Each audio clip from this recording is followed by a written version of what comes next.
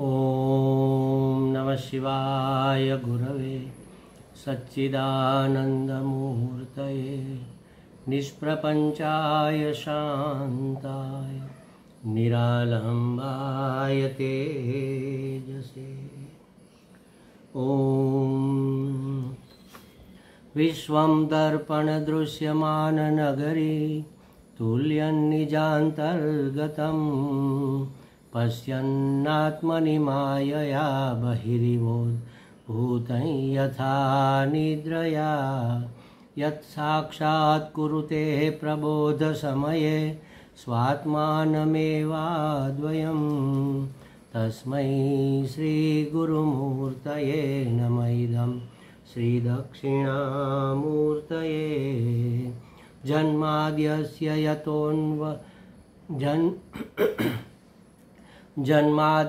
यतोऽन्वयादितरतश्चार्थेष्वभिघ्नस्वराट् तेने ब्रह्महृदाय आदिकवये मुह्यन्ति यत् सूरयः तेजो वारिमृदां यथा विनिमयो यत्र त्रिसर्गो मृषा धाम्ना स्वेन सदा निरस्तकुहकं सत्यं परं धीमहि सच्चिदानन्दरूपाय विश्वोत्पत्त्यादिहेतवे तापत्रयविनाशाय श्रीकृष्णाय वयं नमः।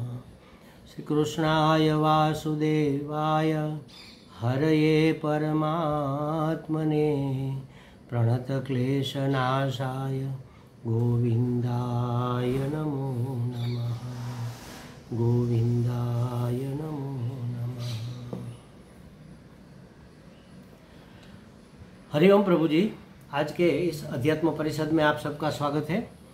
श्रीमद् भागवत जी का तीसरा स्कंद चल रहा है और 9वें अध्याय में ब्रह्मा जी भगवान की स्तुति कर रहे हैं।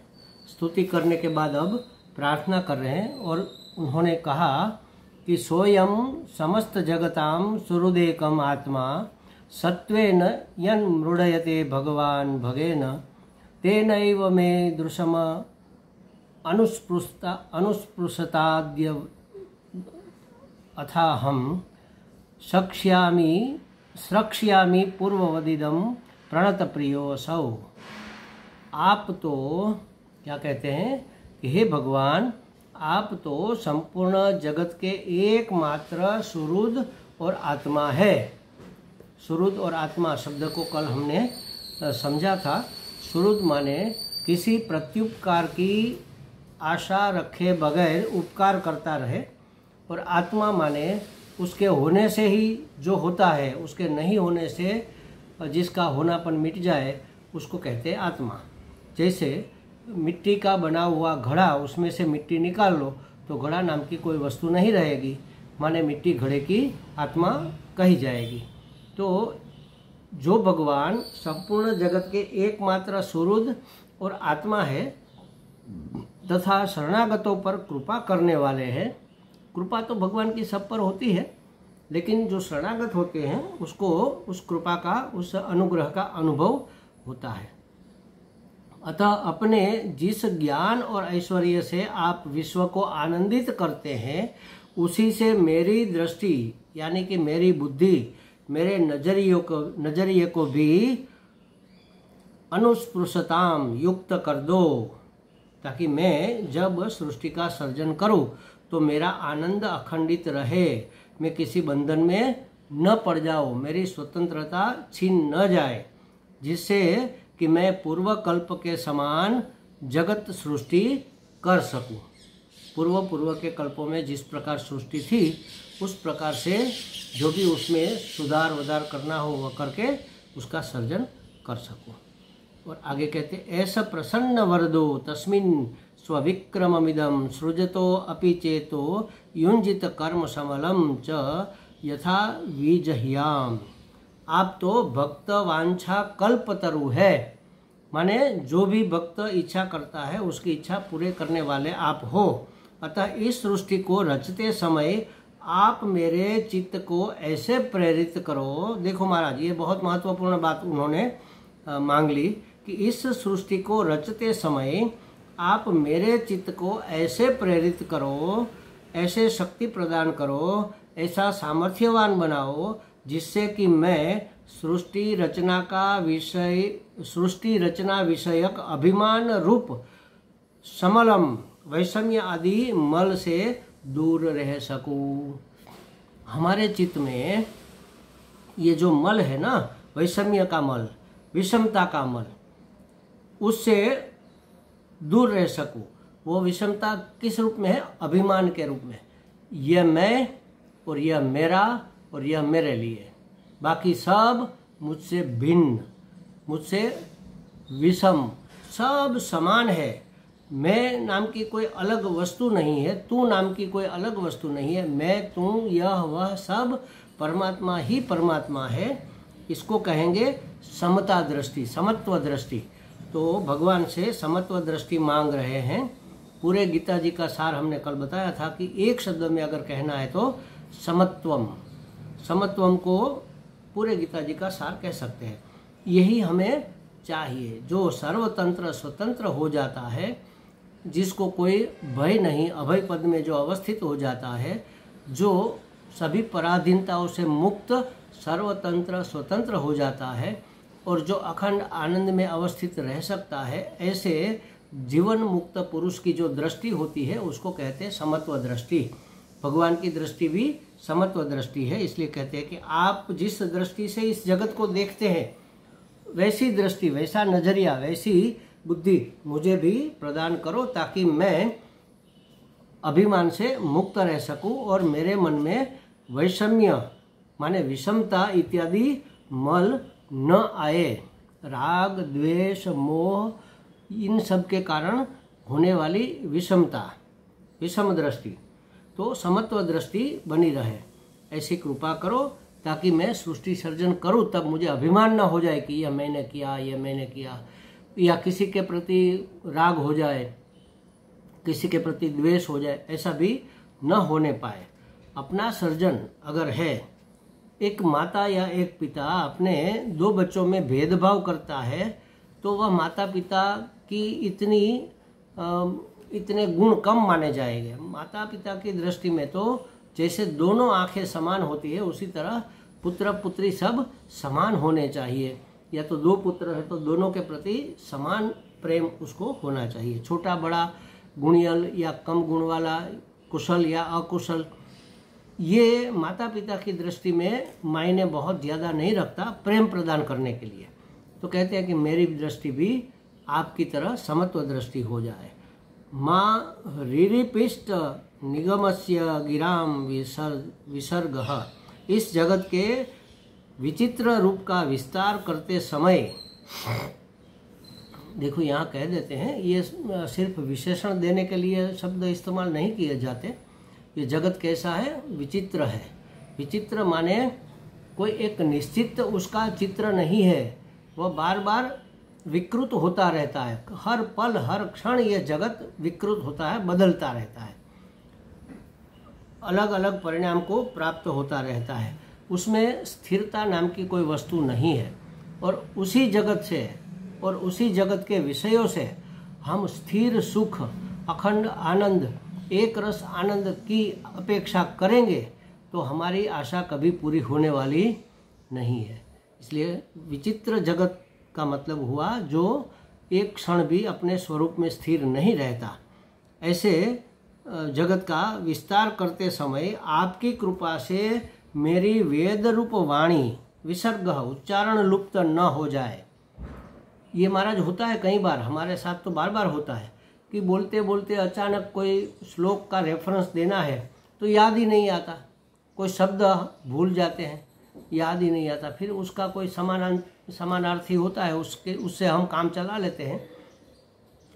तो ये जो नित्य की उपयोग की वस्तु है ना, वह भी कभी कभी भूल जाती है, अपने आप स्किप हो गया मगज में से। जैसे समझो कि यहाँ पर अटका हुआ है, अब जबान पर नहीं आ रहा है।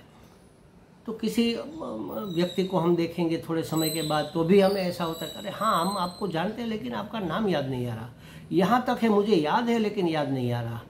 तो ऐसा होता है। तो यहाँ पर कहते हैं कि आपकी कृपा से वेदवाणी उच्चारण लुप्त न हो जाए। वेद की वाणी में सभी प्रकार की बातें लिखी हुई है, सर्जन पालन विसर्जन सब उसमें समाया हुआ है। एक शब्द भी पूरे विश्व में ऐसा नहीं है जो वेद की वाणी के संदर्भ से न कहा गया हो या तो उसकी अपेक्षा से न वेद में जो न हो ऐसा कुछ है ही नहीं। वैसे तो कहते हैं कि महाभारत में जो नहीं है ऐसी बात कहीं पर आपको नहीं मिलेगी। तो वेद तो उससे भी महान वस्तु है।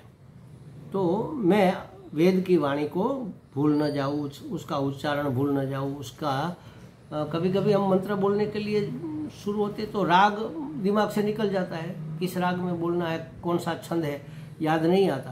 तो फिर क्या करें, काम चला लेना पड़ता है। तो यहाँ पर ब्रह्मा जी के लिए तो ये ठीक नहीं है काम चला लेना। इसलिए कहते हैं कि आप मेरे पर ऐसी कृपा करो कि इस विचित्र जगत का विस्तार करते समय मैं वेदवाणी को भूल न जाऊं, क्योंकि हलांतम ब्रह्म वर्च समिति न्यायेन मा लुप्त तामित्यर्थ।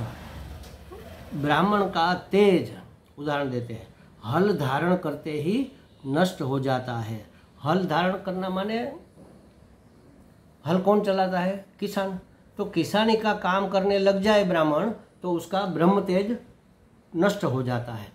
कहने का मतलब यही है कि ब्राह्मण को ब्राह्मण का ही काम करना चाहिए, वैश्य को वैश्य का, क्षत्रिय को क्षत्रिय का, शूद्र को शूद्र का, हर एक को अपना जीवन के अनुसार, जहाँ जीवन हमारा मिला है उसके अनुसार हमें काम करना चाहिए। हमें इसी वर्ण में, इसी घर में, इसी परिवार में, इसी संस्कार में जन्म क्यों मिला? क्योंकि हमारे पूर्व के ऐसे संस्कार थे और पूर्व की हमारी ऐसी ही कामनाएं थी जिसको पूरा करने के लिए यही उचित स्थान होने वाला था। इसलिए हमें इस जगह जन्म मिला है। तो जो ब्राह्मण परिवार में जन्मा है उसका मतलब यही है कि उसके संस्कार पूर्व जन्म के थोड़े इस तरह के होंगे, उसकी कामना थोड़ी इस तरह की होगी जो ब्राह्मण परिवार में रहकर ही पूरी हो सकती है। तो अपने अपने धर्म का पालन करना चाहिए। जो आप कर्म करते हैं उसके हिसाब से आप अब आगे क्या हो यह कहा जाएगा। जन्म तो ब्राह्मण कुल में हो गया, लेकिन अगर आप हल चलाने का काम कर रहे हो, खेती बाड़ी कर रहे हो या तो व्यापार बिजनेस कर रहे हो तो फिर आपको ब्राह्मण नहीं माना जाएगा। कर्म से आप वैश्य हो गए। तो वैश्य जब हो जाते हैं तो ब्रह्म तेज नष्ट हो जाता है, ब्राह्मण का जो तेज है वह नष्ट हो जाता है। तो यहाँ पर ब्रह्मा जी को क्या करना है? सर्जन का काम करना है, खेत जोत कर उसमें से उत्पादन करना है पूरे जगत का। तो ये तो वैश्य का काम हुआ, सर्जन करना। तो इसलिए कहते हैं कि ऐसा करने से मेरा ब्रह्म तेज नष्ट हो जाएगा। तो आप ऐसी कृपा करो कि मैं अपने स्वस्वरूप में अवस्थित रह सकूं, मेरा ब्रह्म तेज बना रहे, मैं वेद रूपी वाणी का विस्मरण न कर बैठूं। ऐसे आप मेरे पर कृपा करो, क्योंकि वह है ब्रह्म ज्ञानी, वेद गर्भ, वेद को जानने वाले, और उसको करना काम क्या है? भगवान ने सौंपा उसको कि आप सर्जन करो। तो सर्जन करेंगे तो ये तो वैश्य का, किसान का काम हो गया, उत्पादन। वैसे इस जगत में हम कहते तो है कि भाई आपकी फैक्ट्री है, हाँ है, कितना प्रोडक्शन है, कितना उत्पादन, प्रोडक्शन का अर्थ हम उत्पादन करते हैं, कितना उत्पादन होता है? तो हाँ 10 लाख का उत्पादन हो जाता है, 10 लाख नंग हम बना देते, कोई चीज़ बना रहे हैं समझ लो, 10 लाख बना देते हैं। तो वास्तव में वह उत्पादन नहीं है महाराज, वो ट्रांसफॉर्मेशन है। एक लोहे का टुकड़ा लिया आपने, उसको मशीन पर चढ़ाकर नट बोल्ट बना दिया, तो नट बोल्ट उत्पन्न नहीं किया आपने, लोहे के टुकड़े को नट बोल्ट में परिवर्तित कर दिया। ये उत्पादन नहीं है। इस जगत में उत्पादन एक ही व्यक्ति करता है, वह है किसान। एक अनाज का दाना बोया, वो भी स्वयं नहीं करता, लेकिन उत्पादन में वह सहयोगी बनता है। एक अनाज का दाना बोया, उसमें से एक छोड़ निकला, उसमें 1000 दाने पैदा हो गए, भगवान ने ही पैदा किए, लेकिन निमित्त बना वह किसान। तो किसानी का काम है, वह प्रोडक्शन का काम एकमात्र किसान ही उत्पादन करता है, बाकी कोई उत्पादन नहीं कर सकता। वह सब परिवर्तन कर सकते हैं, ट्रांसफॉर्मेशन होता है, लोहे का टुकड़ा नट बोल्ट बन जाता है। बस इसी तरह पेड़ पौधे में फ्रूट लगते हैं, आम के वृक्ष में आम लगते हैं, एप्पल के वृक्ष में सफरजन लगते हैं। तो ये उत्पादन है, ये संभालने वाला जो किसान है या तो माली बागची जो है वह उत्पादन करता है, ऐसा निमित्त रूप से कहा जा सकता है। उत्पादन तो वास्तव में परमात्मा के सिवा और कोई कर ही नहीं सकता। तो कहते हैं कि ब्रह्म तेज को धारण किए हुए मैं इस वैश्य वृत्ति का काम कर सकूं, उत्पादन का काम कर सकूं, हल जोतने का काम कर सकूं, इसके लिए मेरी बुद्धि भ्रष्ट न हो जाए, मेरा ब्रह्म तेज नष्ट न हो जाए, मेरे अंदर अहंकार न आ जाए, मैं मेरी समत्व दृष्टि का लोप न हो जाए, इसलिए आप मुझ पर ऐसी कृपा करो कि आपकी तरह मैं समत्व दृष्टि में रहकर समष्टि का सर्जन कर सकूं। तब भगवान कहते हैं कैसे हो जाएगा, तो कहा कि भाई न्याय अनुसार सर्जन के विविध कार्यों में आसक्त वेद ज्ञान की विस्मृति न हो जाए। कोई काम करते हैं ना तो हमें उसमें आसक्ति हो जाती है, वो हमें पसंद आने लगता है, उसमें रुचि हो जाती है। कोई भी काम बार बार करो तो उसमें रुचि हो जाती है, आसक्ति हो जाती है। तो कहा कि मैं आसक्त होकर अपने वेद ज्ञान की विस्मृति न कर बैठूं, ऐसा आप मेरे पर अनुग्रह करो। तो मैत्रेय जी कहते हैं कि इस प्रकार ब्रह्मा जी ने अपने मन वाणी की पहुंच तक स्तुति कर ली और फिर चुप हो गए। अब देखो, मन और वाणी की पहुंच यहाँ तक है, इससे आगे नहीं है। इससे आगे परमात्मा को प्राप्त करना, परमात्मा का वर्णन करने की मन की सामर्थ्य, अब वाणी का सामर्थ्य नहीं है। तो क्या किया उन्होंने, जहाँ तक उससे बन पाया, मन वाणी की जहाँ तक पहुँच थी वहाँ तक उन्होंने भगवान की स्तुति और प्रार्थना कर ली और फिर चुप हो गए। बस देखो, जब हम चुप हो जाते हैं ना तभी परमात्मा बोलता है। तो भक्त के बोलने के प्रभाव से भगवान नहीं बोलते, भक्त के चुप रहने के कारण भगवान बोलते हैं।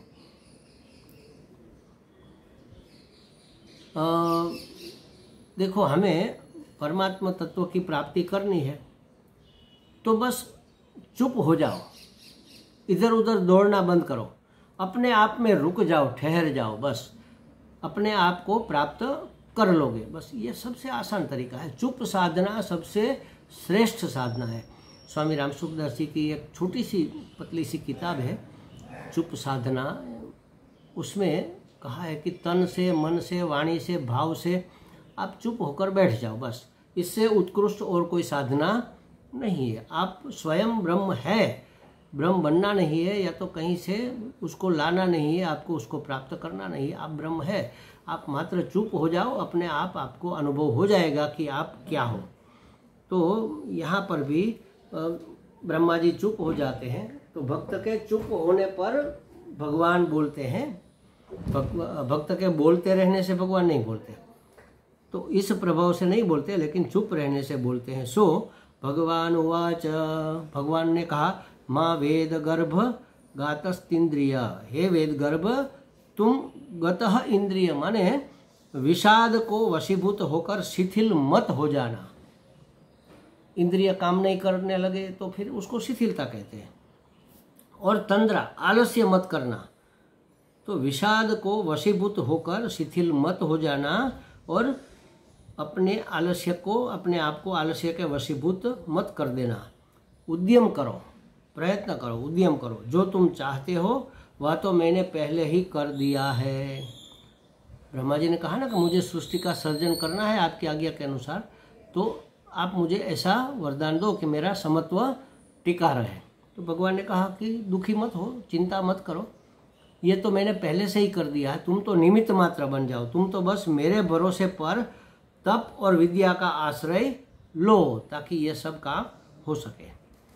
अर्जुन भी जब महाभारत के युद्ध में नासीपास हो गया था, विषादग्रस्त हो गया था, तब भगवान ने विश्वरूप दिखाते हुए कहा कि देख लो अर्जुन, ये सब जो तुम्हें दिख रहे हैं योद्धा सामने तुम्हारे, जिसके कारण तुम्हें विषाद हो रहा है कि मैं दादाजी को, मैं अपने गुरु जी को कैसे मारूंगा, तो इनको तो मैंने मार दिया है, देख लो तुम। और विशाल विराट रूप भगवान ने दिखाया, तो देखा उसकी दाढ़ों में जैसे बाजी का पत्ता फंस जाता है हमारे दांत में, उसी तरह कर्ण और ये भीष्म और ये द्रोण सब कुचले हुए बाजी के पत्ते के समान फंसे हुए देखे। उसने कहा मैंने सब कर दिया है, तू तो निमित्त मात्र भव सव्य साची। हे अर्जुन, तू निमित्त मात्र बन जा। यहाँ पर भी भगवान कहते हैं कि मैंने ये सब सृष्टि का सर्जन पहले से ही कर दिया है, तू तो बस मेरे भरोसे पर तप और विद्या का आश्रय लो। तप करो जिससे तुम्हारी बुद्धि शुद्ध हो जाए और विद्या तुम्हारी अभिव्यक्त हो सके। बस इस आधार पर तुम ये सब करने का अभिनय मात्र करो जिससे ये सब सर्जन हो सके। फिर देखोगे कि सारे लोग तुम्हारे भीतर सो रहे हैं, अपने आप वह निकल आएंगे। तब करोगे तो अपने आप वह स्मृति वापस आ जाएगी कि कैसे कैसे जगत की रचना हुई थी, अब कैसे कैसे जगत की रचना होने जा रही है। तो तब तुम देखोगे कि तुम्हारे भीतर ही सारे लोक सोए पड़े हुए हैं। तत आत्मनि लोके च भक्ति युक्त समाहितः द्रष्टासि मां ततं ब्रह्मन् मयि लोकांस्त्वमात्मनः। फिर क्या होगा? फिर भक्ति युक्त और समाहित चित्त होकर तुम संपूर्ण लोक में और अपने में मुझको काष्ठ में व्याप्त अग्नि की तरह व्याप्त देखोगे। कैसे? भक्ति युक्त होकर माने समर्पित होकर, और समाहित होकर माने इंद्रियों का संयम करके। इंद्रियों का संयम किए बगैर हम समर्पण नहीं कर पाएंगे। तो इंद्रियों का संयम, इंद्रियों को वश में रखना, इंद्रियों को काबू में रखना। हमारी इंद्रियों को आदत पड़ी हुई है विषयों के पीछे भागते दौड़ते रहने की। जैसे हम कहते हैं, हमारे गुरुजी कई बार कहते हैं, जब हम शिविर में जाते हैं तो कोई किसी कारणवश कोई श्रोता 2-5 मिनट लेट अगर आता है, प्रवचन शुरू हो गया, सब बैठ गए, शांत है, मौन है, महाराज जी बोल रहे हैं, सब सुन रहे हैं एकाग्र चित्त से, और कोई आता है लेट हो गया तो वो धीरे धीरे अंदर प्रवेश करके अपनी जगह तक जाता है और फिर अपनी कुर्सी या अपनी जगह जो है अपने आसन पर बैठ जाता है। लोग क्या करते हैं? आने वाला तो आया और बैठ गया, लेकिन लोगों ने क्या किया? दरवाजे में जब वह व्यक्ति प्रवेश करता है तो लोगों की नज़र उस तरफ उठती है, फिर उसके साथ साथ चलती है, वह कहाँ जाता है, कहाँ जाता है, कहाँ जाता है, कहाँ जाता है, फिर अपनी जगह पर गया, वह बैठ गया, बस उसको बिठाकर वह वापस आते हैं सब लोग, और प्रवचन तो वहाँ चल रहा है। स्वामी जी कहते हैं, अरे देखो महाराज, यहाँ प्रवचन हो रहा है, आप प्रवचन की ओर ध्यान दो। किसी को आकर उसका स्वागत करके बिठाने के लिए आप क्यों उतावले हो रहे हो? मन एकाग्र रखो, इंद्रियों को वश में रखो। या तो उठकर कोई बाहर जाता है तो कोई उठा तो लोगों ने देखा कि ये उठा, फिर उसको उसके पीछे पीछे उसकी नज़र जाती है दरवाजे तक, उसको विदा करने के लिए। तो हमें ऐसी आदत हो गई है, आंखें उठ जाती है, कान सुनने के लिए लालायित रहते हैं, जिह्वा कुछ बोलने के लिए तत्पर रहती है, तो खाने के लिए बहनों को खास करके ऐसी आदत हो जाती है, सबको होती है। समझ लो कि आज एकादशी है, एकादशी का व्रत है और आलू मटर की सब्जी बनानी है घर वालों के लिए, किसी का व्रत नहीं है, मेरा अकेले का है या अकेली का है। तो मटर छिलते छिलते अचानक वो दाना ऐसा करके मुंह में डाल देगी, चबा भी लेगी, फिर याद आएगा, अरे आज तो एकादशी है, थू थू थू निकाल दिया। क्यों भाई, क्यों खा लिया? वासनावश आदत हो गई है। तो हमारी इंद्रियों को इतनी बुरी लत लग चुकी है विषयों के पीछे दौड़ने भागने की, उसको समाहित किए बगैर, उसको वश में किए बगैर हम एकाग्र नहीं हो सकेंगे, हम परमात्मा को समर्पित नहीं हो सकेंगे, हम भक्ति युक्त नहीं हो सकेंगे। इसलिए यहाँ कहा कि तुम क्या करो कि भक्ति युक्त होकर, समाहित चित्त होकर, माने कि पहले चित्त को समाहित करो और फिर भक्ति युक्त हो जाओ, भगवान को शरणागत, भगवान की शरणागति को स्वीकार कर लो, उसी का चिंतन करो। भक्ति माने परम प्रेम, जिसके प्रति हमारा प्रेम होता है उसकी याद हम भूल ही नहीं पाते, और वह प्रेम अगर महान अत्यंत हो जाए, परम हो जाए, तो परम प्रेम जिसके प्रति है उसको तो एक क्षण भी हम विस्मृत नहीं कर सकते। और परम प्रेम हमेशा परमात्मा के प्रति होता है। प्रेम ही परमात्मा के प्रति होता है। जगत के प्रति तो आसक्ति होती है, वो प्रेम थोड़ी ही है। उसमें जहाँ कोई ना कोई अपेक्षा रहती है उसको प्रेम नहीं कहते, आसक्ति कहते हैं। तो परमात्मा के प्रति हमारा कोई बदले की अपेक्षा नहीं है, किसी अपेक्षा से नहीं। हम प्रेम के कारण परमात्मा को प्रेम करते हैं, प्रेम के खातिर प्रेम करते हैं। तो इसलिए परम प्रेम का नाम है भक्ति। अब भक्ति युक्त जो है वह एक क्षण मात्र, क्षणार्ध मात्र भी भगवान को विस्मृत नहीं कर पाएगा। ऐसी स्थिति कब होगी? जब हम समाहित चित्त हो जाएंगे।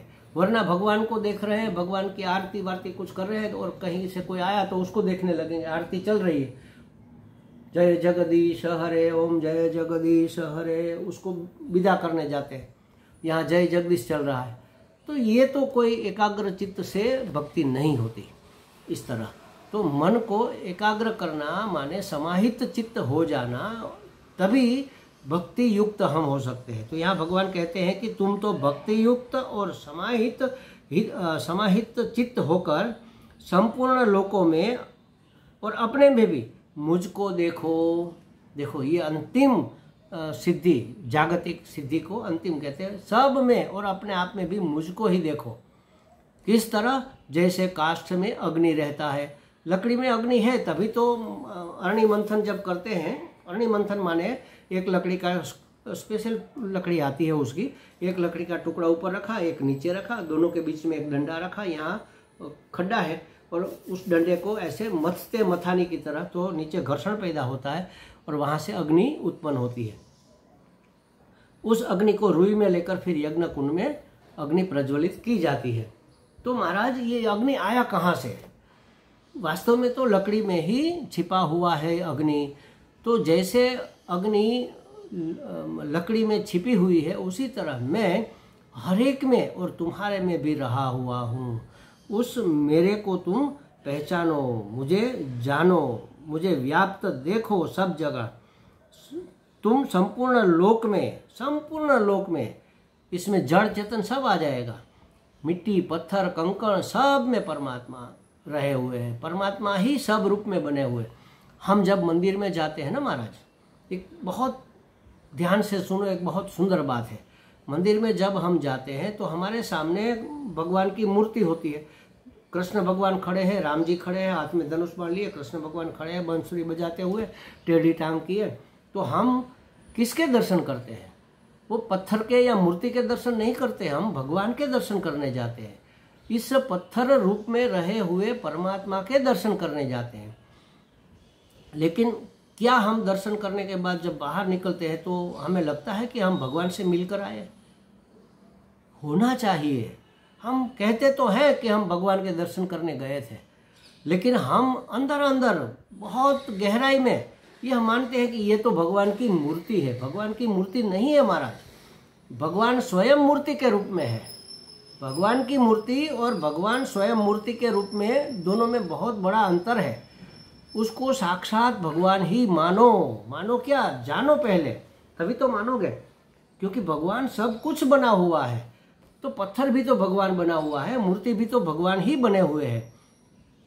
तो हम मूर्ति के दर्शन करके नहीं आ रहे, भगवान की मूर्ति के दर्शन नहीं करके आ रहे, हम भगवान स्वयं भगवान के ही दर्शन, भगवान को ही मिलकर आ रहे हैं। इस भाव से अगर हम मंदिर में दर्शन करने जाएंगे तो हमारा दर्शन सार्थक होगा। एक बच्चा भूखा है, थोड़ा बड़ा बच्चा है, 5-10 साल का।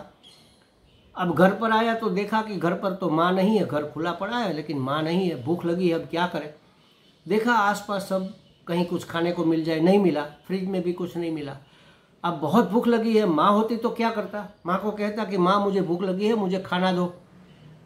अब माँ तो नहीं है, माँ की एक बड़ी फोटो घर में लगी हुई है। वो फोटो से कहेगा क्या कि माँ मुझे खाना दो, और कहेगा तो वो फोटो उसको खाना देगा? नहीं देगा। लेकिन अगर माँ बैठी है साक्षात और वह कहेगा कि माँ मुझे भूख लगी है, भोजन दो, तो माँ उठकर उसके लिए भोजन की व्यवस्था करेगी। अगर हम फोटो को कहेंगे, मूर्ति को कहेंगे कि हे भगवान मेरा भला कर दो, तो कैसे होगा हमारा भला? हमें मानना चाहिए कि ये मूर्ति नहीं है, ये फोटो नहीं है, साक्षात भगवान ही है। और वास्तव में भगवान ही तो बने हैं। शास्त्र में कहा सदैव सौम्य इदम अग्र आसीत एकमेवा द्वितीयम। हे सौम्य, सत्य परमात्मा एकमात्र अद्वितीय एकमात्र परमात्मा ही थे, उसी ने सब रूप लिया है। तो तस्मात् एतस्मात् आत्मनि आकाश संभूत आकाशात वायु, उस आत्मा से भगवान ने आकाश का रूप लिया, आकाश से वायु का रूप लिया, इस तरह से पंच महाभूत बने और पंच महाभूत से उसके प्रपंच से ये पूरा संसार बना हुआ है। तो भगवान ही तो सब बने हैं। तो अगर हम माने कि ये मूर्ति नहीं साक्षात भगवान है और फिर उससे प्रार्थना करेंगे तो प्रार्थना सुनी जाएगी ना, उसका उपाय होगा। माँ को कहेंगे कि माँ मुझे भोजन दो तो माँ हमें भोजन देगी, माँ के फोटो से कहेंगे तो वो थोड़ा ही हमें भोजन देगा। बस इसी तरह मानो कि भगवान की मूर्ति नहीं, साक्षात मूर्ति के रूप में भगवान ही है। इस भाव से अगर हम कोई कार्य करेंगे तो सिद्धि अवश्यम में मिलने वाली है महाराज। लेकिन हम तो कहते हैं कि भगवान के दर्शन करने गए, फिर मन में गहराई में तो मानते हैं कि हाँ वो तो भगवान की मूर्ति थी, भगवान थोड़े ही थे। इसीलिए तो हम कहते हैं कि अभी तक हमें भगवान के दर्शन नहीं हुए। अरे महाराज, जिसके दर्शन आपको हो रहे हैं वह स्वयं भगवान ही है। आप जहां भी, जो भी, जैसा भी, जब भी देखो भगवान ही तो है, और क्या है। अब क्या दर्शन करना है आप? इससे अधिक आपको क्या दर्शन चाहिए? जो भी दिख रहा है, जो भी सुनाई दे रहा है, जिस किसी की भी खुशबू आ रही है, जिस किसी का भी आपको स्वाद मिल रहा है, जिस किसी का भी स्पर्श अनुभव हो रहा है, वह भगवान का ही तो है। हवा के रूप में, वायु के रूप में भगवान है, अग्नि के रूप में भगवान है, पृथ्वी के रूप में भगवान है, पानी के रूप में भगवान है। कुछ नहीं है तो ये खाली जगह जो है आकाश है, आकाश के रूप में भी भगवान ही है। भगवान ने स्वयं तस्मात् आत्मनि आकाश, आत्मा ने, परमात्मा ने सबसे पहला तो आकाश का रूप लिया। तो कुछ नहीं होने का नाम ही भगवान भी तो है। तो कहाँ भगवान का, कैसे हमें दर्शन करना है? भगवान ही भगवान है, भगवान ही भगवान हमें दिखने चाहिए। यहाँ भगवान इसीलिए कहते हैं कि समग्र सृष्टि में और अपने आप में भी तुम मुझे देखो, मेरे ही दर्शन करो। अस्ति भाति प्रिय रूप में भगवान मेरे सामने अभिव्यक्त हो रहे हैं। अस्ति भाति प्रिय रूप भगवान इस नाम रूप में अभिव्यक्त हो रहे हैं। स्त्री के रूप में, पुरुष के रूप में, पत्नी के रूप में, पिता के रूप में, पुत्र के रूप में, गाय बैल भैंस के रूप में, कुत्ता बिल्ली गिलहरी के रूप में, कंकड़ पत्थर पहाड़ पर्वत नदी तालाब बादल, सब रूप में, सब नाम रूप में अस्ति भाति प्रिय होकर सच्चिदानंद परमात्मा ही अभिव्यक्त हो रहा है। हमें दर्शन सच्चिदानंद परमात्मा का करना है। आधार भले ही हम नाम रूप का ले, मूर्ति का आधार लेकर हमें मूर्ति रूप में रहे हुए परमात्मा को ही मिलना है, उसी का दर्शन करना है। इसलिए यहाँ भगवान कहते हैं कि तुम सर्वत्र मत दर्शने मोहो निवर्तत, मेरा ही दर्शन करो, मैं व्याप्त हूँ ऐसा संपूर्ण लोक में और अपने आप में भी देखो। और इससे क्या होगा? सर्वत्र मत दर्शने मोहो निवर्तत, सर्वत्र मेरा दर्शन करने से मोह का निवारण हो जाएगा। मोह माने अज्ञान, अज्ञान के कारण हमारे अंदर जो जड़त्व आ जाता है उसको मोह कहते हैं। देखते हुए भी नहीं देखते, करते हुए भी हमें पता नहीं कि हमने क्या कर दिया। ऐसा होता है कई बार, हम बैठे हैं बस सोच रहे हैं, मन कहीं और है, देख रहे हैं कि हमारा मित्र निकल रहा है, गुजर रहा है, वो हाय हेलो कर रहा है, लेकिन हम कुछ प्रत्युत्तर नहीं दे रहे। क्यों? क्योंकि हम मोहित है, मन कहीं और अटका हुआ है। तो असत पदार्थों में रहा हुआ मन मोहित हो जाता है। तो कहते हैं कि इस मोह का निवर्तन, अज्ञान का निवर्तन, जड़ता का निवर्तन, सर्वत्र मत दर्शने मोहो निवर्तत। सब जगह, हर एक वस्तु, व्यक्ति, पदार्थ, परिस्थिति, घटना में मेरा ही दर्शन करोगे तो तुम्हारा मोह निवृत्त हो जाएगा, तुम्हारा जड़त्व निवृत्त हो जाएगा, तुम्हारा परिच्छिन्नत्व निवृत्त हो जाएगा, अभिमान गल जाएगा और साक्षात्कार हो जाए। यही साक्षात्कार है, और क्या। सब जगह परमात्मा ही परमात्मा दिखे। हमारे कई संत ऐसे महाराज हो गए हैं, मेकरण दादा करके थे, या और कोई एक महाराष्ट्र के संत थे। अरे कुत्ता आया, रोटी बना रहे थे, रोटी उठाकर भागा तो पीछे पीछे दौड़े घी लेकर कि अरे महाराज, अरे वो भगवान, कुत्ते भगवान, जरा रुको, मैं जरा घी चुपड़ दूँ, ये कोरी रोटी आपके गले में चुभेगी। उसको तो भगवान दिख रहा है। चोर भगवान, चोर में भी भगवान दिखते हैं। हेंडी हाली ठाकुर आयवा, मुझ जन नरभाना वस्त्र लीधा, लोग कहे छे कोड़ी वाला। भगवान आए, लुटेरे के रूप में आए, मेरे वस्त्र भी निकाल कर ले गए। लोग नहीं पहचान पा रहे, इसलिए उसको लुटेरा कह रहे। वो वास्तव में भगवान थे। उसको चाहिए था, मुझे देना भी नहीं पड़ा, सामने से आकर उतार कर ले गए। देखो कितनी बड़ी कृपा। मेरे से मांगते, मैं उतारता, मैं देता, मैं हाना करता, तो क्या होता। इससे तो अच्छा भगवान स्वयं आए और मेरे से लेकर गए। जिसको चोर में भी भगवान दिखता है, उससे उत्कृष्ट और क्या साक्षात्कार हो सकता है महाराज। यही तो भगवान का साक्षात्कार है, यही तो पूर्णत्व का प्रकटीकरण है। तो कहते हैं कि सर्वत्र मद दर्शने मोह निवर्तता, मेरा ही दर्शन सर्व जगह, मेरा ही दर्शन, सब में मेरे ही दर्शन करने से मोह का निवर्तन हो जाएगा, निवारण हो जाएगा। तदा च मिथ्या ज्ञान निवृत्तौ मुच्यत, और तब मिथ्या ज्ञान की निवृत्ति होते ही जीवन मुक्ति हो जाएगी। ज्ञान अभी हमें है संसार का, संसार के पदार्थों का, व्यक्ति वस्तुओं का, लेकिन वह ज्ञान वास्तविक ज्ञान नहीं है, यथा तथ ज्ञान नहीं, यथार्थ ज्ञान नहीं है, मिथ्या ज्ञान है। हम नाम रूप को सत्य मान रहे हैं। देखते हैं कि कौन आ रहा है, हाँ देखो कोई स्त्री आ रही है, कोई पुरुष आ रहा है, ये आंखों ने तो देखा, मन ने उसका विश्लेषण भी किया कि ये पुरुष है कि स्त्री है, लेकिन ये वास्तविकता नहीं है। स्त्री पुरुष रूप में सच्चिदानंद परमात्मा आ रहा है। अस्ति भाति प्रिय परमात्मा नाम रूप का आधार लेकर अभिव्यक्त हो रहा है। ये है सद्दर्शन। इस तरह का जब सद्दर्शन हो जाएगा तो फिर क्या होगा। तदा च मिथ्या ज्ञान निवृत्तो, इससे मिथ्या जो ज्ञान था, नाम रूप का जो ज्ञान था, वह निवृत्त हो जाएगा। कोई स्त्री आ रही है ऐसा नहीं रहेगा, परमात्मा स्त्री रूप में अभिव्यक्त हो रहा है, तो महत्वपूर्ण परमात्मा हो गया। नाम रूप जो स्त्री का है वह महत्वपूर्ण नहीं रहा। हमारे गुरुजी कहते हैं, हम कहते हैं ना मिट्टी का घड़ा, तो कहते हैं मिट्टी का घड़ा ये हमारा नाम रूप का, नाम रूप की आसक्ति बता रहा है। वास्तव में पूज्य स्वामी जी कहते थे पोट्टी क्ले, मिट्टी के रूप में रहा हुआ घड़े के रूप में रही हुई मिट्टी। वास्तव में हम मिट्टी ही देख रहे हैं, घड़ा कहाँ देख रहे हैं, लेकिन घड़े के रूप में रही हुई है। तो उसी तरह स्त्री के रूप में, पुरुष के रूप में, गाय के रूप में, कुत्ते के रूप में परमात्मा ही रहा हुआ है। ऐसे दर्शन जब होगा, जब ऐसी दृष्टि हो जाएगी, नजरिया ऐसा बन जाएगा, तो फिर वही तो जीवन मुक्ति है। इसी से जीवन मुक्ति मानी जाती है।